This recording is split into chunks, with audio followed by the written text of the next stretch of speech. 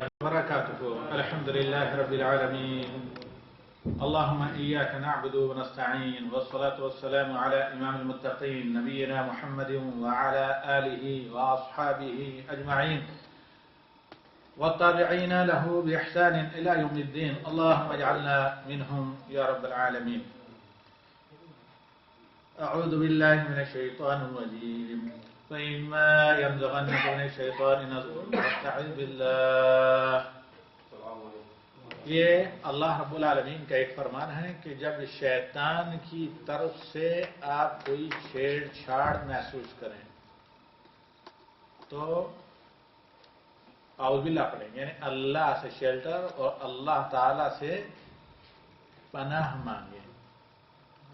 اگر آپ اس موضوع پر قرآن میں موجود 4 آیتیں، صرف کوئی 5ویں نہیں، اعوذ باللہ کے موضوع پر، اس موضوع پر قرآنی آیات پر آپ غور کریں گے تو بہت ہی اللہ رب العالمین کی حکمت اور پوری بندوں کے دنیا کی اصلاح اور بربادی سے بچنے کے لیے ان 4 آیات میں اتنا کچھ ہے. اور واقعی قرآن کو تدبر سے پڑھ کر آدمی اسے اپنائے تو دنیا اور آخرت دونوں جہاں سدھر جائیں. نہ لوگوں کو کمپنیوں کے ساتھ تنازع ہوں، نہ کمپنیوں کو ملازموں کے ساتھ تنازع ہوں، نہ کفیل مکفول کے تنازع ہوں، اگر ہوں بھی تو آسانی سے علاج معالجہ ہو جائے، اور نہ ہی ساس بہو کے جھگڑے ہوں، یعنی مدر ان لا اور ڈاٹر ان لا وغیرہ کے، اور نہ ہی دوستوں میں آپس میں چکش پلش ہو، اور نہ ہی قرابت داروں میں وراثت کے مسائل اور بھائی بھائی ایک دوسرے سے بات کرنا. الحمد لله رب العالمين. اللهم إياك نعبد وإياك نستهدي ونستعين. اللهم صل وسلم على رحمة للعالمين نبينا محمد وعلى آله وأصحابه أجمعين. واجعلنا يا رب العالمين من التابعين الذين اتبعهم بإحسان وإلى يوم الدين يا إله العالمين. أعوذ بالله من الشيطان الرجيم. وإما ينزغنك من الشيطان نزغ فاستعذ بالله انه هو السمیع العلیم. اور اے بندے، جب بھی کہیں شیطان کی چھیڑ چھاڑ آپ محسوس کریں تو اعوذ باللہ پڑھیں، اللہ کی پناہ اور شیلٹر اللہ تعالی سے مانگیں، کیونکہ اللہ ہی ہے جو آپ کی فریاد کو سننے والا، اور صرف اللہ ہی ہے جو کیا آپ کی حالت، مجبوری، پریشانی، مشکل، کمزوری، بے بسی کو جاننے والا ہے. شیطان سے پناہ مانگنے اور اعوذ باللہ کے تعلق سے قرآن کریم میں 4 آیات ہیں، کوئی 5ویں نہیں. امام ابن کثیر کہتے ہیں کہ لا اعرف لها الخامسہ، کہ 5 آیتیں ہیں جن میں اللہ رب العالمین نے قرآن کی تلاوت سے پہلے اعوذ باللہ پڑھنے کا تو حکم دیا ہی ہے، اور ساتھ ساتھ اگر ان 4 آیات پر میرے بھائیوں اور بہنوں آپ اور ہم غور کریں تو ان میں ایک اس قسم کی ترکیب یا اس قسم کی ان 4 آیات میں جامعیت پائی جاتی ہے کہ دنیا اور آخرت کی پریشانی سے اللہ تعالیٰ کے فضل سے بندہ آسانی سے چھٹکارا حاصل کر سکتا ہے. اور اگر تدبر سے آدمی ریسائٹیشن یا تلاوت کر کے قرآن کو پڑھ کر سمجھ کر ان آیات کی تفسیر جو احادیث میں آتی ہے اس پر عمل کرے تو دنیا کی بہت سی الجھنیں، لڑائی یا بعض لہجوں میں جسے لڑائیاں کہا جاتا ہے، لڑائی، جھگڑے، تنازع، خواہ وہ کمپنی کے یا لیبروں کے جھگڑے ہوں، خواہ وہ کفیل کی طرف سے کسی مقبول پر ظلم ہو یا کسی مقبول کی طرف سے کفیل کے ساتھ شیطانی ہو. ہوتا ہے ایسا کہ نہیں؟ دو طرفہ کبھی ہوتا ہے، اگرچہ اوپر والی طرف سے زیادہ ظلم ہوتا ہے. یا باہم دوستوں اور کولیگ سے درمیان میں تنازع ہو، یا میاں اور بیوی کے درمیان میں پریشانیاں ہوں، یا پھر mother in law, daughter in لا، جنہیں ساس بہو کہتے ہیں، ان کے جھگڑے اور تنازع ہوں، یا نندوں کے ہوں، یا یہ ہے کہ آپس میں بھائیوں کی بیویوں کے ہوں، یا گھرانوں کے ہوں، یا شوہر کے رشتہ دار کے ہوں، رشتہ داروں کے ہوں، یا بیوی کے رشتہ داروں کے ہوں. بہت سے تنازعوں پر کنٹرول کیا جا سکتا ہے۔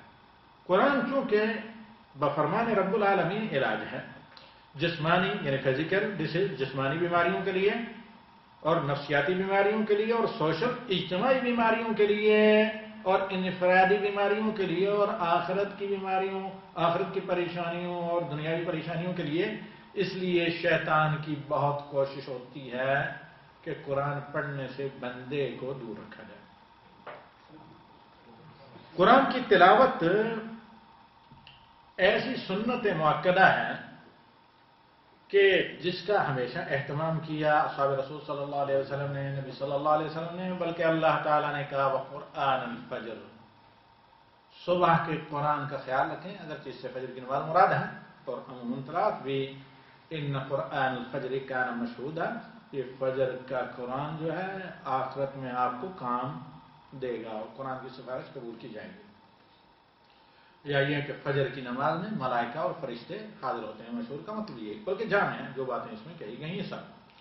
اب جب آدمی قرآن تلاوت کرتا ہے، اگر ایسے ہی بس پڑھ لے تبرک کے لیے، تو شیطان کو اس سے زیادہ کوئی اثر نہیں پڑتا، آپ کو اجر مل جائے گا، تکلیف ہوتی ہے لیکن زیادہ نہیں۔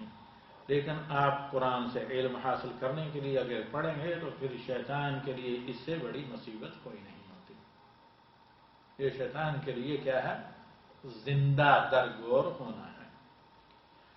تو اس لیے اللہ تعالیٰ نے قرآن کی تلاوت سے پہلے ہمیں اور آپ کو حکم دیا کہ اعوذ باللہ پڑھا کریں۔ اور آج کا ہمارا موضوع تفسیر کیا ہے؟ تعوذ۔ اگر وقت رہا تو تسمیہ بسم اللہ کے مسائل بھی آپ کے سامنے رکھیں گے، لیکن آج صرف اعوذ باللہ کے مسائل، چونکہ قرآن سے، اس کتاب سے دینی اور دنیاوی امراض کا علاج، نفسیاتی اور ذہنی اور جسمانی امراض کا علاج، اور الجھنوں کا یہ مداوع ہے، مسائل کا یہ سب سے بڑا وسیلہ، اور اس میں سب سے بڑے وسائل ہیں مسائل کے حل کے لیے، تو شیطان کی کوشش ہوتی ہے کہ دور رکھے، کم از کم کروائیں۔ آپ محسوس کریں گے جو پابندی سے تلاوت کرتے ہیں قرآن کی، کہ کبھی اچانک خیال آتا ہے نہیں آج تھکا ہوا ہے، بعد میں پڑھ لیں گے، یا دوسرے دن کبھی پڑھ لیں گے۔ اس لیے علماء امت سلف صالحین کا یہ کہنا ہے، جو خیر القرون میں اہل علم گزرے ہیں اور موجودہ وقت میں بھی جو اچھے قسم کے علماء ربانیین ہیں، کہ ہر روز قرآن کی کچھ نہ کچھ کم از کم ایک جز، ایک پارہ، اس سے کچھ کم تلاوت کریں، سمجھ کر تدبر کے ساتھ۔ اگر خدا نخواستہ کسی وجہ سے چھوٹ جائے تو چھوڑیں نہ، شیطان کو مار دینے کے لیے دوسرے دن یا رات تک کبھی بھی وہ تلاوت کر کے اپنا ورد مکمل کریں۔ یہ جو رکوع اور احزاب قرآن میں آپ دیکھ رہے ہیں، کیونکہ قدیم زمانے میں لوگ اس کی پابندی کرتے تھے، اکثر حفاظ ہوتے تھے۔ تو اب اگر آپ پڑھنا شروع کریں گے تو قرآن خود بخود کھینچتا ہے، کیونکہ قرآن جب پڑھتے ہیں اعوذ باللہ پڑھتے ہیں تو شیطان بھاگ جاتا ہے، جب شروع کرتے ہیں تو جتنا آپ نے ارادہ کیا ہوتا ہے اس سے بھی زیادہ پڑھتے ہیں، کیونکہ وہ شیطان کی ہمت ٹوٹ جاتی ہے۔ لیکن شروع کرنے سے پہلے آپ کو بہت ایک بوجھ اور ایک یعنی سستی محسوس ہوگی، اور کوشش کریں گے آپ ٹال مٹال کی، تشویش کی، پوش خون کی، آج نہیں تو کل، کبھی نہیں بعد میں۔ لہذا جو کام ہوتا ہے وہ ابھی ہوتا ہے، بعد کبھی نہیں آتا، جس طرح کل کبھی نہیں آتا دکانداروں کے یہاں، وہ خدا نہیں دینا چاہتا۔ تو آئیے آج کا ہمارا موضوع ہے تعوذ، یعنی اعوذ باللہ پڑھنا کن اعتبار سے۔ اعوذ باللہ کا حکم اللہ تعالیٰ نے قرآن میں کہاں دیا، لیکن ابھی ہمارے اس درس کے انٹروڈکشن یا تعمیر کا کچھ حصہ باقی ہے، وہ یہ کہ انسان کے بالخصوص اہل ایمان کے دنیا میں دو دشمن ہیں۔ کون دو دشمن؟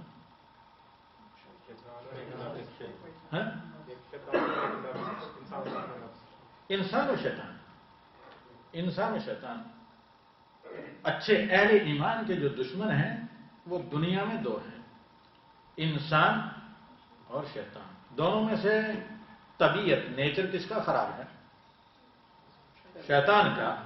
تو دیکھیں کہ جتنی آیات تعوذ یا اعوذ باللہ کے بارے میں نازل ہوئی ہیں، ان آیات میں اللہ تعالیٰ نے آپ کو یہ بتایا ہے کہ آپ انسانی دشمن کے ساتھ کیا سلوک کریں، انسانی دشمن سے بچنے کے لیے کون سا ہیلا کارگر ہے۔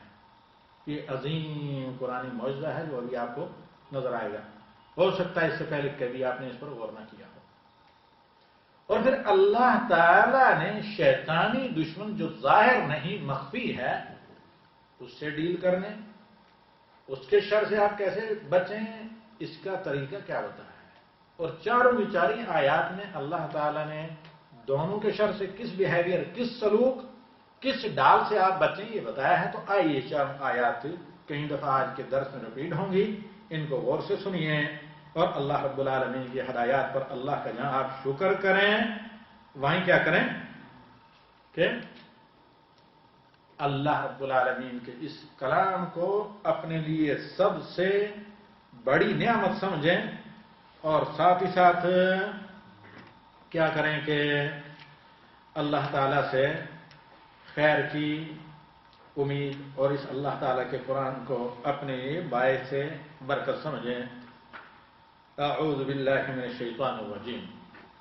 اللہ تعالیٰ کا اس ضمن میں پہلا فرمان ہے خذ العفو وامر بالعرف واعرض عن الجاہلین۔ آگے سنیے وَإِمَّا يَنزَغَنَّكَ مِنَ الشَّيْطَانِ نَزْغٌ وَإِمَّا يَنزَغَنَّكَ مِنَ الشَّيْطَانِ نَزْغٌ فَاسْتَعِذْ بِاللَّهِ إِنَّهُ سَمِيعٌ عَلِيمٌ۔ کہ اے میرے بندہ مومن، اصالتاً خطاب نبی صلی اللہ علیہ وسلم کو اور عموماً خطاب پوری امت کو، کہ خذ العفو، آپ عفو، درگزر اور معاف کرنے، انتقام اور بدلہ نہ لینے کا طریقہ آپ اپنائیں۔ خذ العفو، آپ اپنے ایک عادت ثانیہ، اپنے اخلاق کے طور پر سب سے بڑی چیز کیا ہے؟ خذ العفو، درگزر۔ اس پر میں آپ کو ایک عجیب حیرت انگیز ایک بڑے عالم گزرے ہیں تاریخ میں، پہلی یعنی تقریباً 1000 سال سے زیادہ عرصہ پہلے، علماء امت میں سے ایک شخص کا کسی مسئلے پر ان کے ساتھ تھا، حسد ہمیشہ شیطان کی وجہ سے ہوتی ہے، تنازع تھا۔ تو انہوں نے اس بڑے جو اچھے عالم بھی تھے اور اللہ تعالیٰ کے نیک صالح بندوں میں سے تھے، اس طرح کے ولی جن کو قرآن نے ولی قرار دیا ہے، ایک دنیا کو لے کر ایک ساتھ چلیں۔ تو یہ آدمی کیا ہے کہ آتے ہی انہوں نے ان کے منہ پر تھوکا۔ انہوں نے ایک کپڑا جو رومال کوئی بھی قریب تھی اٹھایا اور اس کے ساتھ اس تھوک کو پوچھنے کے بعد کہا کہ یہ با اتفاق علماء پاک ہیں، یہ جو تم نے تھوکا ہے، بہت مسکراتے اسے پوچھ لیا، پیشانی پر ہوگا پوچھ لیا۔ پوچھنے کے بعد اور غالباً نے شاید اعوذ باللہ پر بھی پڑھا، پوچھنے کے بعد کہا کہ میرے بھائی یہ تو با اتفاق علماء پاک ہے، نجس نہیں ہے، ناپاک نہیں ہے، جسے میری عبادت یا کوئی فرق پڑے، لیکن اصل جو تمہارا مسئلہ ہے بولا، جس چیز پر تم مجھ سے ڈیبیٹ کرنا چاہتے ہو تو وہ دلائل اپنے سامنے رکھو۔ تو اب اگر آدمی ریئیکشن کے طور پر عفو درگزر سے کام نہ لگے، کیونکہ مخالف تو چاہتا ہی یہی ہے، مخالف تو چاہتا ہی ہے اصل ٹریک سے آپ کو ہٹانا، تو اس میں کامیابی کس کی؟ اس کی۔ اگر آپ منفعل ہو جاتے ہیں، آپ ایموشنل اگر پوزیشن میں آ جاتے ہیں تو شیطان کامیاب ہو گیا اور انسانی شیطان بھی کامیاب ہو گیا۔ لیکن ایسے موقع پر آپ اگر کہیں کہ یعنی اس طرح نارمل انداز سے لیں، جیسے تاریخ میں بہت سے لوگوں کا واقعہ ہے، علی جمال حسین رحمہ اللہ وغیرہ کا، اور بہت سے اہل علم کے تاریخ میں اس طرح کے واقعات ہیں، تو عفو درگزر سے کام لیں تو وہ آپ کا دشمن بری طرح چاروں شانے چت ہو جاتا ہے، ہار مان لیتا ہے۔ اسی طرح بسا اوقات آدمی کو بیویوں کے ساتھ بھی کرنا پڑتا ہے، پھر گھر برباد ہونے سے بچتے ہیں۔ تو اللہ تعالیٰ نے کہا خذ العفو، اے نبی اور اے میرے مومن بندے، آپ اپنی جس سوسائٹی میں بھی رہیں، یہ میں اپنی طرف سے نہیں کہہ رہا، آگے آ رہی ہیں نبی صلی اللہ علیہ وسلم کی احادیث، آپ جس سوسائٹی میں بھی رہیں آپ کوشش کریں حلم بردباری، برداشت اور عفو درگزر کی، وَأْمُرْ بِالْعُرْفِ، اور پھر اچھی باتوں کو لوگوں کو تلقین کریں۔ جو ہر اچھی انسانی سوسائٹی میں اچھا خلق سمجھا جاتا ہے اور دینی اصول کے اندر ہے، اس کو آپ اپنائیں۔ وَأَعْرِضْ عَنِ الْجَاهِلِينَ، جہالت کرنے والے لوگوں سے نہ ٹکرائیں۔ یہاں پر اللہ تعالی نے آپ کو بحیثیت مسلمان کے بتایا کہ آپ کا انسانی ظاہر شیطان ہو، انسانی دشمن ہو تو اس کے شر سے کیسے آپ بچیں گے؟ پہلی چیز کہ آپ جذبات میں نہ آئیں، منفعل نہ ہوں، ایموشنل طور پر جس کو کہتے ہیں غضبناک نہ ہو، غصہ دلائے تو غصے سے بچیں، ایک بات۔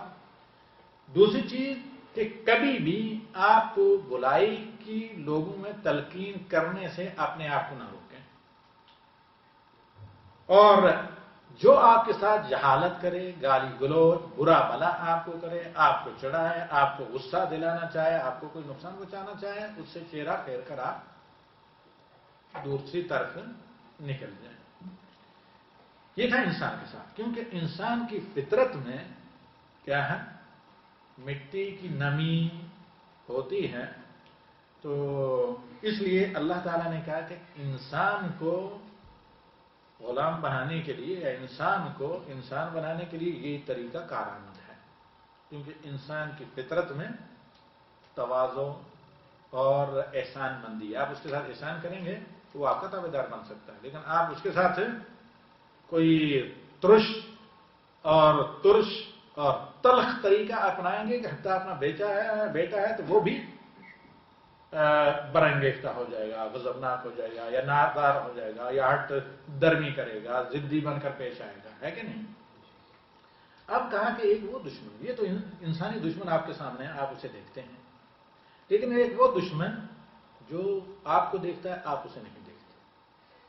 ایک وہ دشمن جو کسی بھی قسم کی کمپرومائزیشن اور سمجھوتا اور کسی بھی قسم کی اچھائی قبول کرتا نہیں، اس کے سرشتے میں نہیں ہے اچھائی قبول کرنا۔ آپ نے اچھائی کی، وہ آپ کو غلام بنائے گا۔ وہ کون ہے؟ جن، شیطان۔ تو اس سے قابو میں وہی ذات رکھ سکتی ہے جو اسے دیکھتا ہے، اسے قابو میں وہی اللہ رکھ سکتا ہے جس کو حول و قوت میں، جس کے بس میں وہ ہے۔ تو لہذا اس سے بچنے کے لیے اپنے اللہ، اپنے رب کی آپ پناہ مانگیں۔ جہاں کہیں بھی آپ کو محسوس ہو کہ ہاں شیطان اثر انداز ہو رہا ہے، میاں بیوی کے درمیان میں دراڑ ڈال رہا ہے، اولاد ماں باپ سے اولاد کو دور کر رہا ہے، بھائیوں کو دور کر رہا ہے، ایک جگہ دو کلیگ کام کر رہے ہیں، دونوں کو آگے ترقی کرنی چاہیے ایک دوسرے کے ساتھ کوآپریشن کر کے، لیکن ایک دوسرے کے بگانے کے چکر میں پڑا ہے۔ اس طرح کے بہت سے کیسز ہمارے پاس آتے ہیں۔ تو اب یہاں پر اللہ تعالیٰ نے دیکھیں گے آپ کے اس کے بعد والی آیت میں ایک جگہ اللہ تعالیٰ نے کہا کہ یہ تو انسان کے ساتھ رویہ ایک انسان کا ہونا چاہیے، وَإِمَّا يَنزَغَنَّكَ مِنَ الشَّيْطَانِ، لیکن اے بندہ مومن، جہاں کہیں شیطان کا نزغ، شیطان کا حملہ تمہارے اوپر ہو، فَاسْتَعِذْ بِاللَّهِ، تو شیطان کے شر سے بچنے کے لیے اللہ کی پناہ مانگیں۔ اِنَّهُ سَمِيعٌ عَلِيمٌ، اللہ تعالیٰ آپ کی فریاد اور آپ کی مدد اور آپ کی دعائی کو سننے والا بھی ہے، اور آپ کی حالت و پوزیشن کیا ہے، آپ کیا عمل کر رہے ہیں، شیطان آپ کے ساتھ کیا کرنا چاہتا ہے، اس کا علم بھی ہے اللہ تعالیٰ کے پاس۔ ڈائریکٹ اللہ تعالیٰ کو پکارے تو اللہ تعالیٰ اپنے حول و قوت کے ذریعے اس اپنے بندے شیطان کو، جو اللہ ہی کے بس میں ہے، جس کو اللہ کے علاوہ کوئی دیکھ نہیں سکتا، آپ اپنے قابو میں اسے کر لیں گے۔ دوسری جگہ اللہ تعالیٰ نے کہا کہ مزید جو چیز انسان کی دشمنی کو دوستی میں بدل دیتی ہے وہ کیا ہے؟ ادفع باللتی ہی احسن السیئہ، ایک انسان نے آپ کے ساتھ برائی کی، وہ آپ کا بیٹا ہے، آپ کی بیوی ہے، آپ کے والدین ہیں، آپ کے ساتھ سسر ہیں، آپ کے کولیگ ہیں، آپ کے دوست ہیں، آپ کے ساتھ کاروباری پارٹنر ہیں، بزنس پارٹنر ہیں، وغیرہ وغیرہ، ہم سفر ہیں، سفر میں جانے والے ہیں، حج کے سفر میں، عمرے کے سفر میں، لمبے سفر میں وغیرہ، یا پارٹنرشپ ہے آپ کی ان کی کسی بھی چیز میں، حتیٰ کہ وہ میس پارٹنر ہی کیوں نہ ہو وغیرہ۔ تو اگر آپ کے ساتھ کسی ایسے انسان نے برائی کی ہے تو اس برائی کا جواب آپ اچھائی کر کے دیں۔ نحن اعلم بما یصفون، اے محمد صلی اللہ علیہ وسلم، ہمیں علم ہے کہ مکہ کے کافر و مشرک آپ کو کیا برا بلا کہتے ہیں، مجنون کہتے ہیں، دیوانہ کہتے ہیں، باپ دادا کے دین سے بھٹکنے والا، بھٹکانے والا، بے شمار حساب سے۔ اللہ تعالیٰ کہتے ہیں یہ مجھے علم ہے، لیکن یہ جو مکہ کے انسانی دشمن ہیں، سختی ان کے اوپر آپ کی قوم پر کارگر نہیں ہوگی۔ ان کے لیے क्या चीज कारगर है? इदफा बिल्लती, इनकी बुराई के मुकाबले में आप इनके साथ अच्छाई करें। अल्लाह के नबी सल्लल्लाहु अलैहि वसल्लम को जब अल्लाह ताला ने कहा वंज़िर अशीरतकल अक़रबीन, अपने कबीले के लोगों को जमा करें, तो 40 से ज्यादा औरतों मर्द बच्चों जिनमें अबू लहब भी थे, नबी सल्लल्लाहु अलैहि वसल्लम ने घर पर बुलाया, हालांकि गरीब थे नबी सल्लल्लाहु अलैहि वसल्लम, सबको खाना खिलाया। खाना खिलाने के बाद अबू लहब ने बुरा भला कहा नबी सल्लल्लाहु अलैहि वसल्लम को। जब बात आई कि भाई नबी बनाए गए हैं, जब भी नबी सल्लल्लाहु अलैहि वसल्लम ने कहा आज नहीं तो कल इन्हें मानना पड़ेगा। तो यहां अल्लाह ताला कहता है इदफा बिल्लती हिय अहसनु सय्या, बुराई को आप अच्छाई से काटें। नहनु आलमु बिमा यसिफून, ए मोहम्मद हमें इल्म है कि आपके दुश्मन जो इंसान है वो आपको क्या कहते हैं। दूसरी एक चीज, खतरनाक दुश्मन जिसे आप नहीं देखते, हत्ता कि नबी सल्लल्लाहु अलैहि वसल्लम भी शैतान को नहीं देखते थे, इल्ला कि अल्लाह ताला कहीं दिखाए बाद वाक़यात हैं नमाज के दौरान वगैरह, या बाद हालात में जब आवाज सुनी तो नबी सल्लल्लाहु अलैहि वसल्लम ने कहा कि ये इस समय के इलाके का शैतान है आज के दिनों में। लेकिन अमूमन आमतौर पर अल्लाह ताला ने कुरान में साफ कहा कि ये शैतान ऐसा दुश्मन है, वो तुम्हें वहां से देखता है जहां से तुम नहीं देख सकते। तो यहां अल्लाह ताला ने कहा कि जहां तक शैतान का ताल्लुक है उसे तुम अच्छाई करके नहीं बच सकते, और ना कोई अच्छाई का रास्ता शैतान की तरफ जाता है।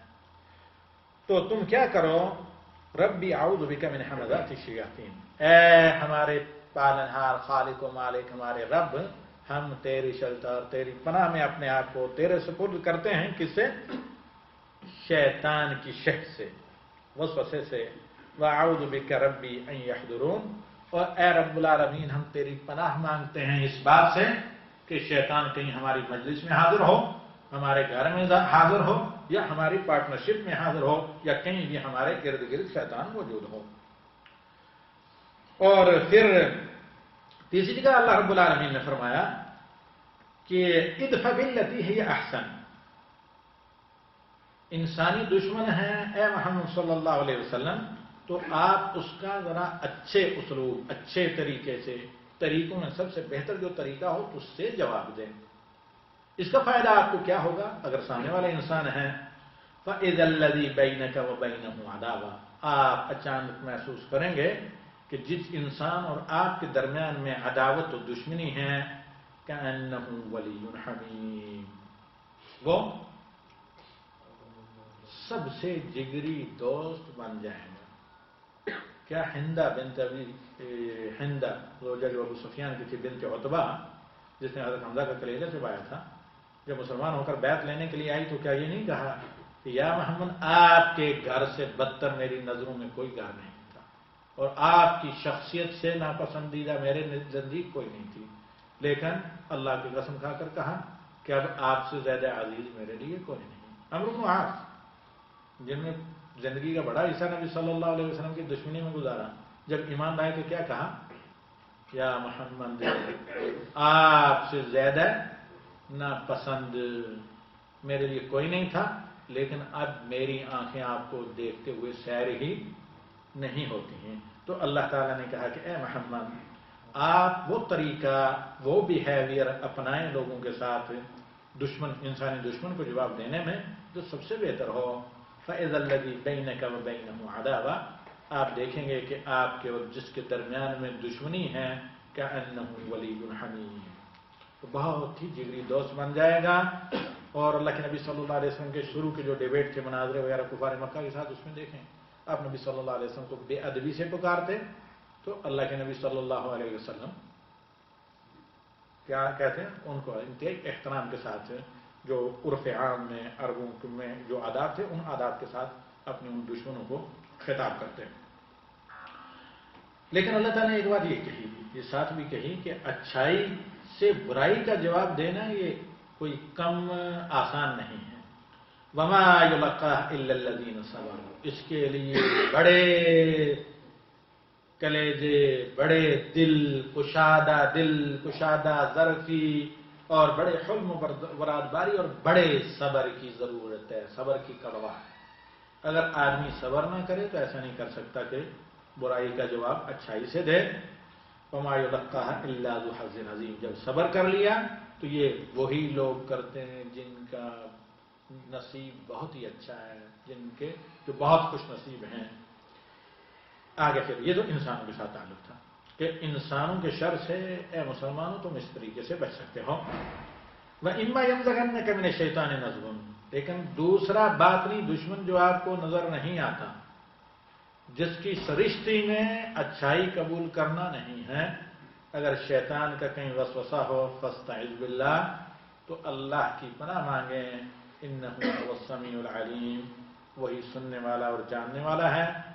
آیات کے بعد امام ابن کثیر رحمہ اللہ فرماتے ہیں یہ 3 آیتیں ہیں، نہ کہ چوتھی کوئی، وہ یہ کہ اللہ رب العالمین نے انسانی دشمن کے ساتھ اچھے سلوک کے ذریعے، مدارات کے ذریعے اس کو رائے راست پر لانے کے لیے کہا، کیونکہ انسان احسان کو قبول کرتا ہے اور احسان مند بن جاتا ہے، اور تاکہ وہ اصل اپنی طبیعت کی طرف احسان کے ذریعے واپس آ جاتا ہے، اور شیطان سے اعوذ باللہ پڑھنے کا حکم دیا، کیونکہ اس کے علاوہ کوئی چارہ نہیں۔ اللہ رب العالمین نے شیطان کی دشمنی کو اس انداز سے بیان بھی کیا تاکہ لوگ، انسان اس سے باخبر رہیں۔ وہ یہ کہ لا الہ الا اللہ، وہ یہ کہ یا بنی آدم، اے فرزندان آدم، لا یفتننکم الشیطان، شیطان کہیں تم کو فتنے میں نہ ڈالے۔ انسان کی طرف سے کیا ہوتا ہے کہ جب انسان کی طرف مار پڑے اس پر آپ صبر مارے جائیں تو شہید اللہ تعالیٰ نہیں، انسان کی طرف سے اگر کسی انسان دشمن کی طرف سے مارے جائیں تو شہید ہوتے ہیں، اور جبکہ شیطان کا مارا ہوا طرید ہوتا ہے فلیعوذ باللہ، یعنی اللہ کی رحمت سے دور چلا جاتا ہے۔ اور کیونکہ شیطان کا حملہ جس طرح وہ باطن مخفی ہے، اسی طرح مخفی دولت ایمان پر ہوتا ہے، جبکہ انسانی دشمن کا حملہ انسان کی ظاہری جان پر ہوتا ہے۔ تو اللہ تعالیٰ نے آدمیوں کو یہ کہا یا بنی آدم لا یفتننکم الشیطان کما اخرج ابویکم من الجنہ، اے آدمیوں شیطان کہیں فتن سے مراد جال، شیطان کہیں تمہیں اپنی جال میں نہ پھانس لے، جس طرح اپنے جال میں پھانس کر تمہارے ماں باپ آدم و حوا کو جنت سے باہر نکال کیا۔ اور دوسری جگہ اللہ رب العالمین نے کہا ان الشیطان لکم عدو فاتخذوه عدوا، شیطان تمہارا دشمن ہے، اسے ہمیشہ ہی دشمن سمجھنا۔ انما یدعو حزبہ، انسانوں میں سے اپنی پارٹی کو وہ دعوت دیتا ہے لیکونوا من اصحاب السعیر، تاکہ اچھے دوست تو اپنے دوستوں کو جنت کی طرف لے جانے کی کوشش کرتے ہیں، لیکن یہ بدماش اپنے دوستوں کو جہنم کی طرف، وہ اپنی پارٹی بناتا ہے، انسانوں کو اپنے جال میں شیطان پھانستا ہے تاکہ ان سب کو لے کر جہنم میں جائے۔ تو آگے اللہ تعالیٰ نے مزید کہا افتتخذونہ وذریتہ اولیاء من دونی، مجھے تم چھوڑ کر شیطان اور شیطان کی ذریت کو اپنا دوست، اپنا کارساز، اپنا ولی وغیرہ بناتے ہو۔ جو بھی آدمی معصیت کرتا ہے، اگر آدمی فرمانبرداری کرتا ہے، عمل صالح کرتا ہے، تو وہ اللہ کی ولایت کی طرف جاتا ہے، اللہ کے ولی بنتا ہے، جیسے کہ اللہ تعالیٰ نے قرآن میں کہا الا ان اولیاء اللہ لا خوف علیہم ولا هم يحزنون الذین آمنوا وكانوا يتقون، کہ اولیاء اللہ کون ہیں؟ جن کے پاس ایمان و تقوی ہو، اور متقین کی پہلی نشانی کیا ہے؟ ایمان بالغیب اور نماز پابندی سے پڑھنا۔ آدمی نماز نہیں پڑھتا تو نہ تقوی اور نہ ایمان اور نہ اللہ کا ولی، کیا ہو جاتا ہے؟ نماز چھوڑنا شرک اکبر، شرک کبیر کا گناہ ہے، تو شیطان کا ولی ہوتا ہے، اور شیطان اپنے دوستوں اور ولیوں کو جہنم میں لے کر جاتا ہے۔ تو یہاں اللہ رب العالمین نے کہا کہ ان شیطان لکم عدو فاتخذوہ عدوا، شیطان تمہارا دشمن ہے، اسے دشمن میں نہیں سمجھنا ہمیشہ۔ انما یدعو حزبہ لیکونوا من اصحاب السعیر، شیطان اپنی پارٹی بڑی بناتا ہے، کچھ لوگوں کو بے نمازی بناتا ہے۔